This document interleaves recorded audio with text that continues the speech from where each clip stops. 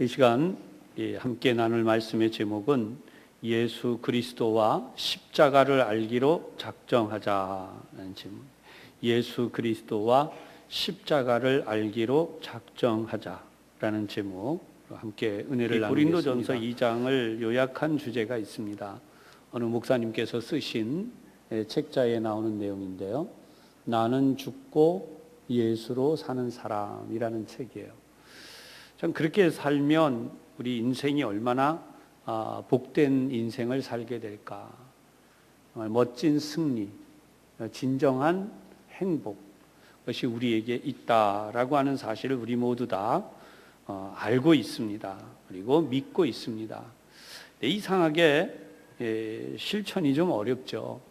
오늘은 우리가 어떻게 하면 이런 하나님의 은혜 가운데로 들어가고 진정한 그 승리, 사실은 승리는 열매가 나오는 데 있거든요. 열매가 나타나는 말은 쉬운데요. 어떤 게 승리일까요? 우리 승리라고 하면 어떻게 주먹을 불끈 쥐고 나를 따르라 하든지, 아니면 누군가가 나에게 좀 불편하게 하고 우리 눈에 볼 때 이건 뭔가 아니다 싶은 것이 있으면 그냥 한 주먹에 때려 눕히고 일어서서 이렇게 하는 그것이 승리냐? 당연히 아니라는 것을 우리 그리스도인들이 잘 압니다. 그럼에도 불구하고 우리 눈앞에서 벌어지고 있는 많은 싸움이 있어요. 그것이 육적인 싸움도 있겠고 정신적인 싸움도 있겠고, 또 여러 가지 싸움의 종류를 굳이 또 살펴보자면 요즘은 이런 이야기도 해요. 문화전쟁, 문화적인 싸움이라는 거죠. 그런가 하면 또 세계적으로 보면 경제전쟁도 있어요. 그러니까 이런 것들을 볼 때 군사전쟁만 있는 게 아니라 많은 종류의, 성경적으로 보면 영적인 전쟁이 있죠. 근데 참 세상에서 제일 그 원초적인 싸움이 있습니다. 여러분 혹시 쌍둥이를 낳아서 길러보시거나 아니면 자녀가 여럿 있는 집안, 자녀들이 여러 명이 있어요. 같은 또리가. 그러면 집안에서 기싸움이 벌어져요.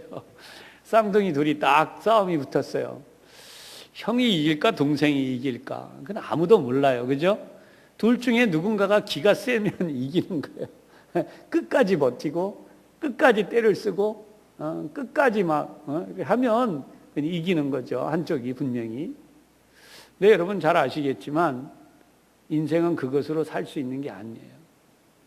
우리가 어릴 때에는 그런 인생의 근성도 있어서 아마 한두 번씩은 초등학교 시절에 좀 친구들과 싸워본 적도 있고, 또 그런 싸움 속에서 뭔가 내가 성취를 해서 비록 어떤 때는 코피가 터졌지만 이긴 마음에 우쭐하고 돌아온 그런 경험들도 있을 수 있습니다.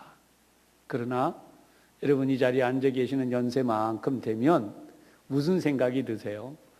이거 다 부질없는 일이다. 지금 초등학교 때 한 1, 2학년 때 정말 아이들 말로 코피 터지게 싸워서 이겼는데 그걸로 지금도 뿌듯해하고 행복해하는 분들은 별로 없을 거예요. 그만큼 인생은 우리가 지나오면서 돌이켜보면 참 그 부질없는 일이었다. 근데 그것만 그런 게 아니죠. 여러분 살아오시면서 얼마나 우여곡절이 많으십니까? 돈도 크게 손해본 적도 있을 수 있고, 돈뿐이겠습니까? 사람을 믿었다가 또 사람 때문에 크게 어려움을 겪은 일도 있을 수 있고, 그 외에 인생에 다양한 경험이 있을 수 있는데, 이런 모든 것들도 역시 그 당시에는 가슴이 답답하고 숨이 막히고 참 죽을 것 같고, 그런데 지금쯤 오고 나면 뭔가 좀 여유가 생기지 않으세요? 그게 다가 아니었다. 지금 아직도 얼마든지 더 좋은 일들이 있다. 그래서 우리가 이런 생각을 할 수 있게 된 거죠. 성경을 보면 바울은 막다른 길에 자기 스스로를 몰아넣고 있고, 지금 고린도 교회 성도들에게 그 막다른 길로 들어가라고 강요를 하는 것 같은 그런 본문입니다. 그것이 바로 오늘 2절에 나와 있는 말씀이죠. 우리 2절을 한번 함께 보십시다. 시작. 내가 너희 중에서 예수 그리스도와 그의 십자가에 못 박히신 것 외에는 아무것도 알지 아니하기로 작정하였습니다. 아멘. 그래서 그 다음에 나오는 말이요, 도무지 이해가 안 가는 표현이 돼 있어요. 3절. 내가 너희 가운데 거할 때에 약하고 두려워하고 심히 떨었노라. 바울이 체구가 왜소하고, 흔한 말로 누구랑 한번 말싸움이 붙든지 기싸움이 붙든지 아니면 주먹싸움이 붙든지 한번 그렇게 싸움이 붙으면 사람이 약골이고 왜골이고 작고 그래서 이랬을까요? 너희 가운데 거할 때에 약하고 두려워하고 그리고 심히 떨었노라 라고. 사실은요, 우리가 이제 체험해야 되는, 아니 이미 체험한 바가 있는 분들도 있는데, 정말 하나님의 은혜를 크게 체험하고 나면요, 이 세상에 아무것도 소중한 것이 없어요. 다시 한번 말씀드립니다. 우리가 정말 하나님의 은혜를 크게 체험하고 나면 이 세상에는 아무것도 소중한 것이 없다는 거예요. 내가 10번 지면 어떻고, 그렇죠? 무슨 말을 할 때도 그래요. 행동을 할 때도 그랬고, 돈도 마찬가지입니다. 남이 와서 내 걸 뜯어가겠다고 해요. 10번 아니라 100번, 1000번을 뜯어가면 어떻습니까? 가져가라고. 제가 너무 말이 안 되는 이야기를 하는 것 같죠, 여러분? 실제로 살아가는 동안에 여러분들이 싫던 좋던 그런 경험들이 다 있으세요. 근데 사실 그런 일로 인해서 우리가 많이 상해 있습니다. 차곡차곡 자존감이 부서진 분들도 있고, 그리고 차례차례 내 인생의 모든 가치관이 무너져서 내가 왜 살고 있나 하는 분들도 있고, 참 사람이 산다는 게 그래요. 60평생을 살던 70평생을 살던 경제활동을 하면서 살아온 분들이 한결같이 한 얘기가 있어요. 제가 참 많은 분들에게 이야기를 듣습니다. 근데 그 대표적인 게 뭐냐면, 돈이 다가 아니야. 다 쓸데없어. 그러니까 젊은 시절에는 왜 거기에 그렇게 목을 맸는지 모른다는 거죠. 물론 늙음하게 다 쓸 만큼 돈이 있으니까 그런 소리 한다, 그런 분들도 물론 있습니다. 그러나 여러분 아시겠지만 우리 인생에서는 정말 알고 보면 의지할 것이 없다는 거예요. 점점 세월이 갈수록 의지할 것이 없다는 거예요. 사실 이런 부분, 돈에 대한 이야기들에서도 예화가 얼마든지 있어요. 하루아침에 휴지가 되어져 버린 주식 투자를 한 분이나, 또 모처럼 일평생 동안 모아놨던 그 연금이죠.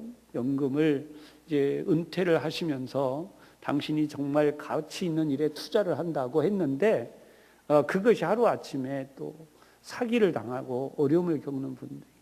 그래서 평생 동안 눈물을 흘리면서 그렇게 아달타달 살아왔는데 그게 다 날아가 버리고 이제는 또 나라에서 주는 기초연금, 그것도 대상이 안 돼서 눈물을 흘린 어떤 분의 이야기가 전 사회면 뉴스에 나온 것도 어제 제가 읽어보았습니다. 사실 여러분, 이런 인간의 삶의 내용보다 정말 바울이 한 이야기를 우리가 생각해 봐야 돼요. 그러면 바울에 대해서 한번 잠깐만 분석을 해 보십시다. 바울이 연금을 들었을까요? 바울은 연금을 들은 적이 없어요. 그 다음은 바울은 보험을 들었을까요? 보험도 들은 적이 없어요. 그렇다면 바울이 도대체 자기의 장래와 먹고 살 일을 위하여 뭐를 준비해 놨을까요? 그래서 바울이 그런 걸로 행복해하는 뭔가가 성경에 나오고 있나요? 사실은 성경에는 바울은 그런 것이 전혀 없어요. 오직 바울의 인생의 목적은 딱 하나예요. 내가 굶든지 먹든지, 내가 고생을 하든지 행복하든지, 내가 살든지 죽든지 오직 한 가지, 예수 그리스도만을 내가 알고 그 예수 그리스도만을 내가 전할 수 있기를 원한다. 할렐루야. 여러분, 오늘 여러분의 소원이 이 바울의 이러한 삶의 목표, 이런 목적이 될 수 있기를 주님의 이름으로 축원합니다.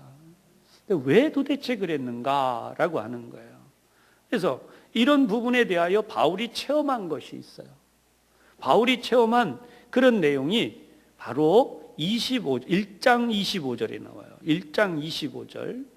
1장 25절 우리 함께 한번 다시 보십시다.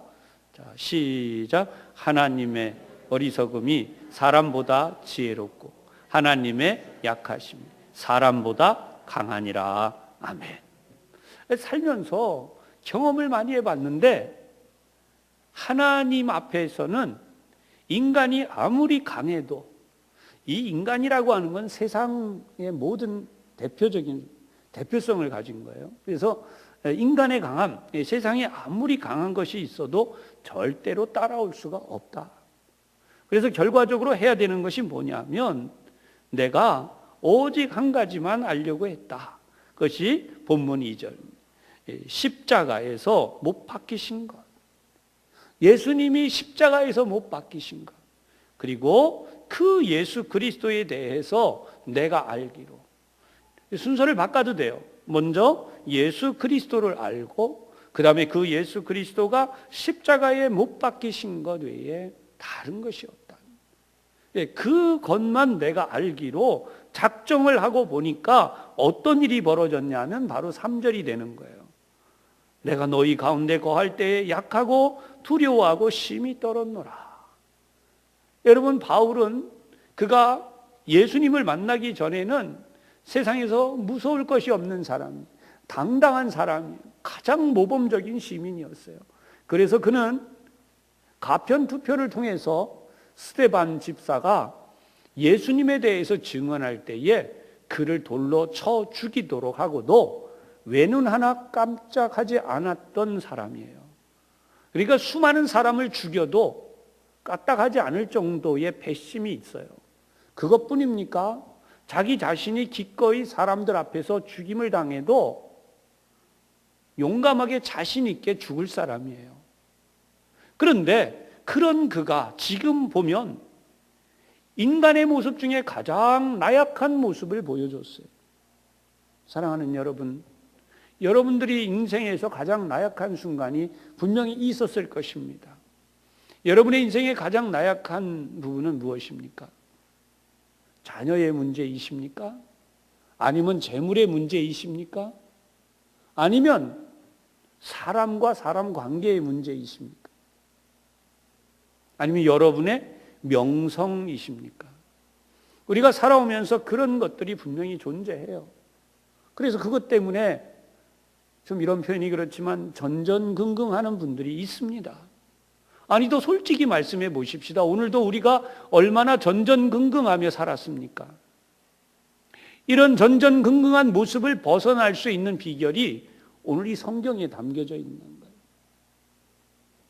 어느 한순간 이런 표현이 그렇습니다만 여러분의 IQ가 한 500을 돌파하고 한 1000을 돌파한 듯한 기분. 물론 그런 일은 불가능하죠. 그러나 그런 기분이 느껴진다고 한번 상상을 해보세요. 머릿속이 갑자기 뭔가 확 열린 거, 그리고 막 그것이 상상이 안 되던 수많은 일들이 막 머릿속에서 순식간에 막 물이 흘러가듯이 아니면 엄청난 회오리가 돌듯이 문제들이 풀려나가고, 그리고 그 모든 인생의 아픔과 어려움들이 한순간에 다 해결이 되고, 그래서 내가 막 날아오르는 수준이 아니라 마치 온 세상을 향해 내가 폭발해 나가고 있는 듯한 기분. 여러분, 이것은 제가 좀 과장을 해서 말씀을 드렸습니다만 영적인 체험에서 얼마든지 일어나는 일이에요. 하나님께 은혜를 받는 순간에, 하나님의 나에게 임재하는 순간에, 하나님의 손이 내 위에 임하였다고 하는 체험을 하는 순간에 내 인생에서 얼마든지 일어나고 있는 일이에요. 그런 일을 경험하고 나면 여러분, 모든 세상 일들이 너무나 하찮아지죠. 그러나 하찮아졌다고 해서 내가 막 살 수 있는 게 아니에요. 하찮아지고 사람들의 관계 속에서 내가 좀 더 어떻게 해야 될 것을 알게 되었다고 해서 내가 다른 사람들을 무시하거나 또는 그 사람들을 밟거나 그럴 수 있는 게 절대 아니에요. 오히려 하나님의 은혜라고 할 때에는 세상의 지식은 인간을 교만하게 할 수 있습니다. 그러나 하나님의 지식은 체험해 보면 오늘 바울의 표현처럼 내가 너희 가운데 거할 때에 약하고 두려워하며 심히 떨었노라. 왜냐하면 나라는 존재가 얼마나 하나님 앞에 보잘것없는 존재인가를 정말 체험하기 때문입니다. 서슬이 펄했던, 그래서 정말 우리 초대교회, 우리 한국 초대교회사의 김익두 목사님이라는 분, 여러분 동네에서 그를 상대할 사람이 없었어요. 누구도 그가 손 하나 흔들지 않고 그 사람을 때려 눕히려고 때리기 시작해도 얼마나 맷집이 좋은지 오히려 때리던 사람이 녹초가 돼서 나가 떨어져요. 까딱하지 않는 사람. 흔한 말로 서말이나 되는 엄청난 양의 술을 먹고 가는 사람이에요. 그 사람만 들어가면 그 술집은 망했다는 유명한 이야기가 있잖아요. 그런데 그가 예수를 믿고 나서 하나님의 자녀가 되고 나서 달라진 게 뭐냐 하면 어린아이가 와서 발길질을 해도 거기에 대하여 전혀 반응하지 않을 정도로 그 자신을 낮아지도록 만들었다. 그것이 인간의 자존심이었을까요? 절대로 아니에요. 한마디로 표현하면 이렇게 변했기 때문이에요. 바울처럼, 오늘 이 본문의 바울처럼 내가 너희 가운데 거할 때에 약하고 두려워하며 심히 떨었노라. 자기 자신이 알고 있는 모든 것들이 전부 다 아무것도 아닌. 그럼 이 비밀이 도대체 뭘까요? 이 세상에 수많은 지식이 있습니다. 여러분 신화책을 몇 권이나 읽어보셨습니까? 철학책을 몇 권이나 읽어보셨습니까? 아니 세상에 요즘 유행하는 양자역학이라는 초현실 물리학 책을 몇 권이나 읽어보셨습니까? 여러분 수많은 책을 다 읽어봐도 풀 수 없는 게 하나 있어요. 딱 한마디로 이것입니다. 나는 누구인가? 라는 거예요. 여러분은 여러분 자신을 누구라고 생각하세요? 이 세상에 돈 버는 법을 알아서 돈을 많이 벌었다고 해도 또 이 세상에서 성공하는 법을 익혀서 많이 성공했다고 해도 그 모든 것들에 대하여서 만족이 없다는 것이 인간이에요. 인간은 결코 만족하지 않는 존재예요. 나라는 존재가 누구냐라고 물어볼 때 나는 만족할 수 없는 존재예요. 그런데 이 문제에 대하여 오늘 성경이 명백하게 알려주는 것이 있어요. 바울이 깨닫고 또 깨닫고 또 깨달은 결론이 뭐냐 하면 예수 그리스도, 바로 그분이 이 땅에 오신 이유입니다. 예수는 누구인가를 알 때에 여러분 인생의 목적이 달성이 돼요. 예수님은 누구십니까? 우리를 창조하신 분이에요. 너무나 마음이 아픈 것은요, 우리나라 최고의 석학 가운데 속하는 돌 김용옥이라는 분이 있습니다. 이분이 한때 목사가 되기 위해서 신학 공부를 했던 분이라는 거죠. 엄청난 지식을 축적하고 있어서 어떤 목회자도 이분의 그 뛰어난 학식 학력 앞에서 변론을 할 수가 없을 정도라 그래요. 그런데 문제가 뭘까요? 하나님에 대하여 다 안다고 생각하는 엄청난 일이죠. 하나님에 대하여 알 사람이 누가 있어요? 나라는 존재를 알으려면 예수 그리스도가 누구신지를 알아야 되는데 오늘 이 자리에서 여러분 아들, 딸들에 대한 생각을 한번 해보십시다. 자녀가 부모를 믿게 할 때에, 부모를 믿는 게 아니라 부모에 대한 인식을 받아들이게 하려 할 때에 자녀에게 아무리 설명을 해보세요. 내가 몇 월 며칠에 니네 엄마 아버지가 결혼을 했고, 또 내가 이렇게 해서 너를 뱃속에서 이랬고, 내가 너를 이래서 낳았고, 너가 지금 내 자녀가 되었고, 지금까지 내가 너를 길렀고, 아무리 설명을 해줘도요, 여러분 그거 가지고 자녀가 내 아버지 내 어머니가 누구다라는 걸 알 수는 없어요. 그걸 아는 건 딱 하나예요. 마음으로 보이지 않는 것이 전해지는 것뿐이에요. 그냥 쳐다보고 있으면서 그냥 마음으로 내가 전달해 주지 않았는데 전달이 될 수도 있고, 내가 전달해 주려고 하는 그 이상의 것들이 나와 함께 있는 동안에 전달이 되는 거죠.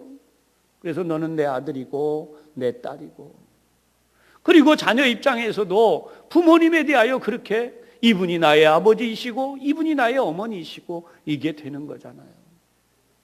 그걸 무엇으로 알 수 있겠어요? 마찬가지로 예수님에 대하여 깨닫는 것도 그렇다는 거예요. 예수님에 대하여 아는 것도 그렇다는 거예요.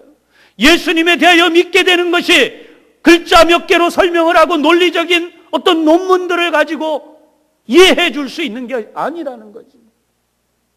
내가 살아오는 동안 예수님에 대하여 알게 된 것은 바로 예수님 그분만이 나에게 알게 해주시는 그 능력을 가지고 나에게 오셨기 때문입니다. 바울은 지금 그 예수님을 만난 거죠. 그런데 여기에 더 중요한 사실이 있어요. 내가 그분에 의해 지음받았을 뿐 아니라 이 세상은 예수님에 의하여 구원받지 아니하면 안 된다는 사실입니다. 오늘 우리는 이 사실이 너무나 중요해서 다른 걸 잊어버릴 정도로, 까먹을 정도로 돼야 돼요. 그래야 우리가 이 세상에서 하나님의 사랑이 무엇인지를 더 많이 알기 시작한다는 거예요. 여러분, 오늘도 우리가 예수님에 대하여 더 많이 생각했습니까? 아니면 여러분의 삶의 주변의 문제를 더 많이 생각했습니까?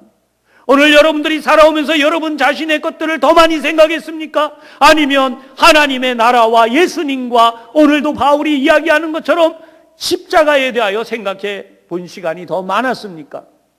사실 현실을 살아오는 인간들은 삶의 문제가 더 많기 때문에 불가능한 이야기죠. 그러나 한 가지는 있어요. 뭐가 더 중요했냐? 이렇게 물을 수 있습니다. 여러분, 뭐가 더 중요했습니까? 오늘 여러분들이 하루를 살면서 무엇이 여러분들에게 더 중요했습니까? 예수님이었습니까? 예수님의 십자가의 희생이었습니까? 아니면 여러분의 삶의 자리에 놓여진 내 인생의 문제들이었습니까?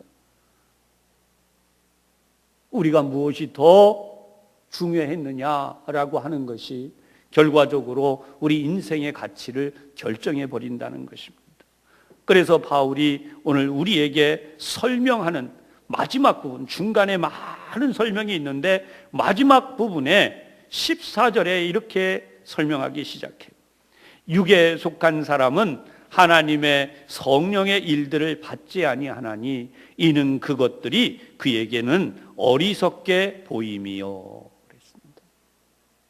아무리 이 세상에서 하나님에 대한, 하나님의 나라에 대한, 하나님의 사랑에 대한, 하나님의 말씀에 대한, 예수님에 대한, 예수님의 십자가에 대한 말씀들을 설명을 해줘도 그것들을 받지도 못할 뿐 아니라 그것들이 어리석게 보이기 때문이다.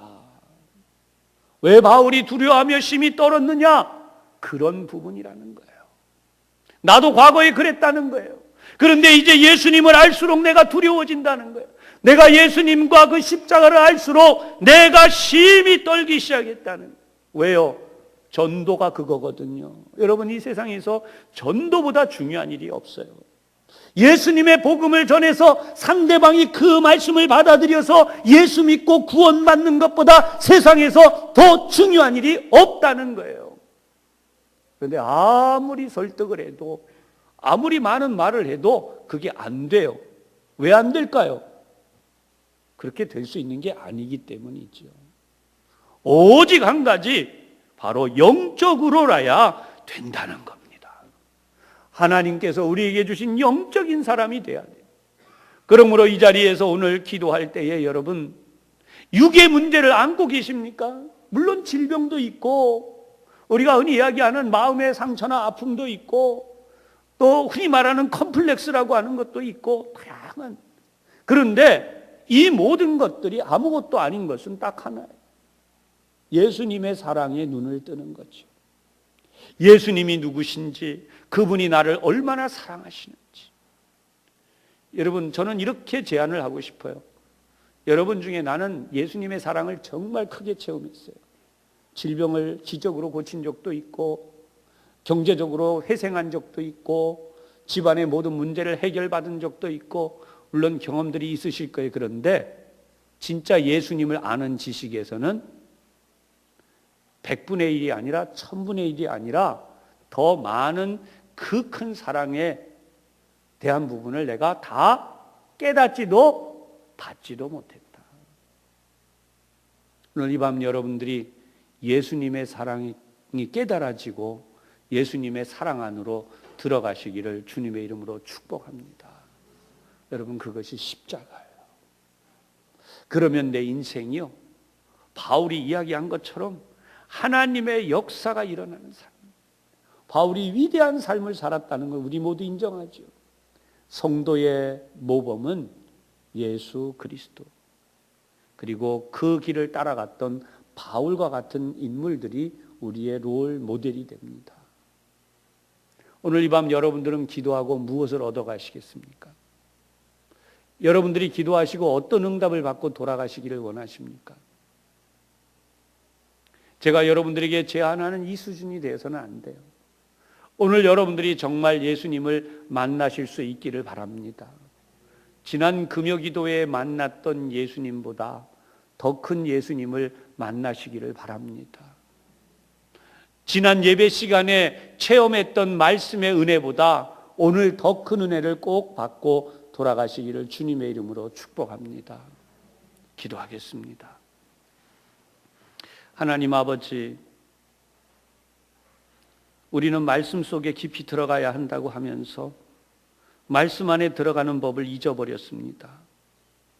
정말 하나님의 은혜 속에 들어가기를 원하면서 정작 은혜 속에 들어가지 못하고 우리가 시간이 얼마나 흘러갔는지, 지금 얼마나 이것을 우리가 하고 있는지, 그 부분에 더 많이 우리 마음이 있지 않는지, 하나님 정말 우리가 예수님을 아는, 예수님 안으로 들어가는, 예수님 우리 가운데 역사해 주시는, 그래서 예수님 때문에 내가 행복하고, 내가 예수님 때문에 다시 한번 살아갈 이유가 생기고, 내가 예수님 때문에 다시 한번 좌절했던 자리에서 힘차게 일어나 걸어갈 수 있는, 주님의 나라를 향해 그렇게 힘차게 걸어가는 그런 우리의 발걸음이 되어지기를 원합니다.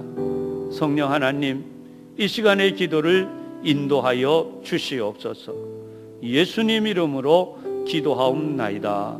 아멘. 여러분, 이제 우리 함께 기도할 때에 먼저 거룩하신 성령님이 우리의 생각과 우리의 마음을 주장하시고 그 충만하신 은혜로 임하셔서 우리의 영의 눈을 열어 주시옵소서.